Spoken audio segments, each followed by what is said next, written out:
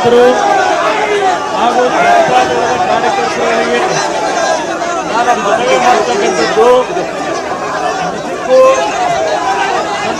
ಜನತಾದಳದ ಕಾರ್ಯಕರ್ತರಿಗೆ ಮನವಿ ಮಾಡೋದು, ದೇವೇಗೌಡರ ಬಗ್ಗೆ ನಿಮಗೆ ಅಭಿಮಾನ ಇದ್ದರೆ ಕಾರ್ಯಕರ್ತರುಗಳಲ್ಲಿ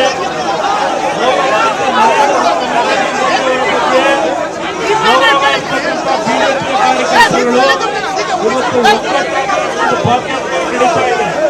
ಅದಕ್ಕೆ ಹುಳಿ ಇರ್ತಕ್ಕಂಥ ವ್ಯಕ್ತಿಗಳಿಗೆ ಯಾವುದೇ ಕಾರಣಕ್ಕೂ ಹುಳಿ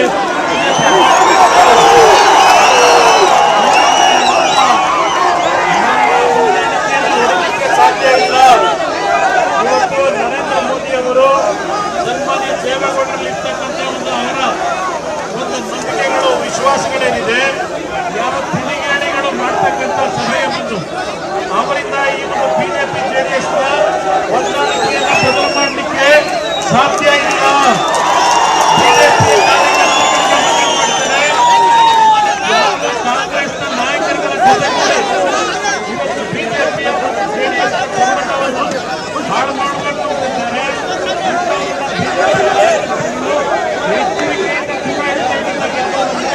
ತಾವು ಮಾಡಬೇಕು. ಜನತಾದಳದ ಕಾರ್ಯಕರ್ತರು ಕೂಡ ನೀಡದಷ್ಟೇ ಅತ್ಯಂತ ಯಶಸ್ವಿಯಾಗಿ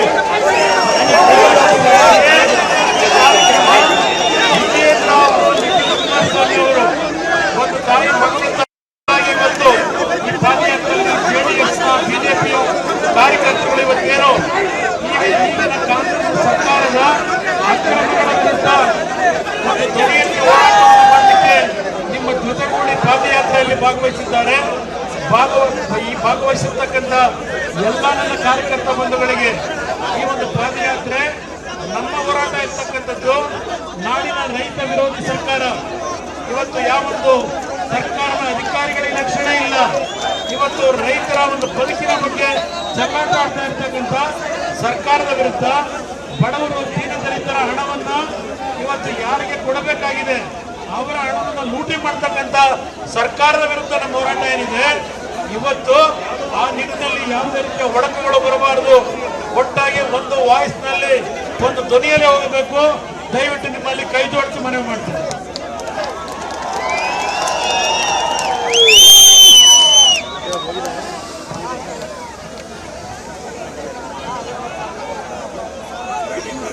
ಕೇಂದ್ರದ ಸಚಿವರು, ನೂತನ ಮಂಡ್ಯ ಜಿಲ್ಲೆಯ ಸಂಸದರು,